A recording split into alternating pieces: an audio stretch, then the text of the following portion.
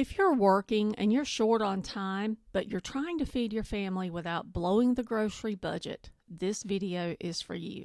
Today I'm showing you one meatball base recipe and 3 different flavor variations you can make, freeze, and cook later, all from scratch. If you know how to cook, food doesn't have to be expensive and it doesn't have to be processed. Look, I'm just an ordinary person. I work, I lead a busy life, and I'm always looking for ways to simplify the cooking process. So let me show you how I do this. Everything starts with the same base, and once the base is done, changing the flavor is really easy. Every meatball I make starts with this foundation.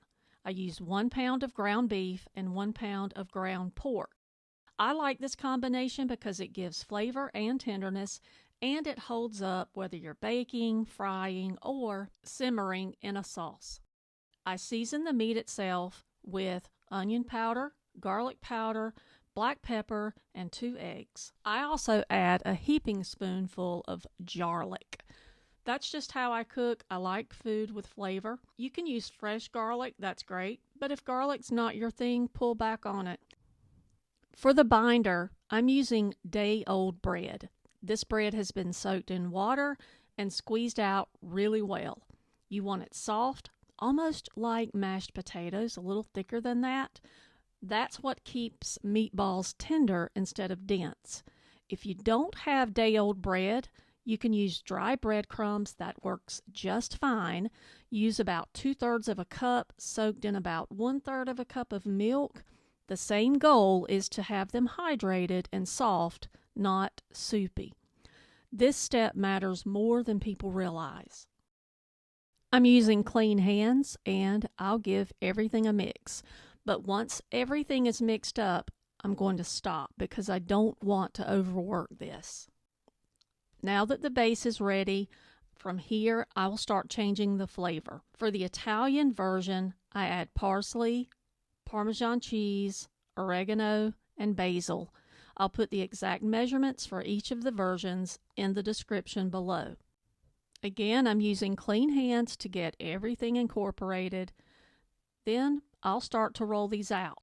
I roll these about golf ball size, right in the center of my palm. I don't weigh them. I just keep them consistent so they cook evenly. Once they're rolled out, I place them on a parchment-lined sheet pan and put them straight into the freezer. These aren't freezing solid. We're just freezing them long enough to firm up. That way, when I transfer them to the freezer bag, they don't stick together.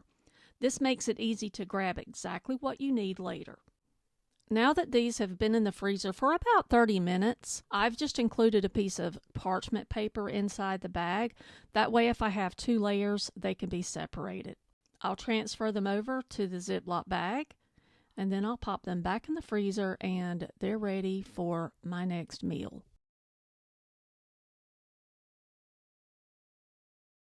For the Greek version, I'm using the exact same base, and then I add Cavender's Greek seasoning, feta cheese, parsley, oregano, and I had a little fresh dill on hand, but dill is totally optional. I'm serving these with tzatziki sauce most likely, so that works for me. And I'm pretty sure I may not have said tzatziki sauce right, but anyway, you know what I'm talking about. I use the same rolling method, the same parchment-lined pan, and the same quick freeze, and I transfer them over to the Ziploc bag. And for the last version, I'm going steakhouse style. This version is very simple. It just requires steak seasoning. I'm using Montreal steak seasoning here, salt, cracked black pepper, garlic, and Worcestershire sauce.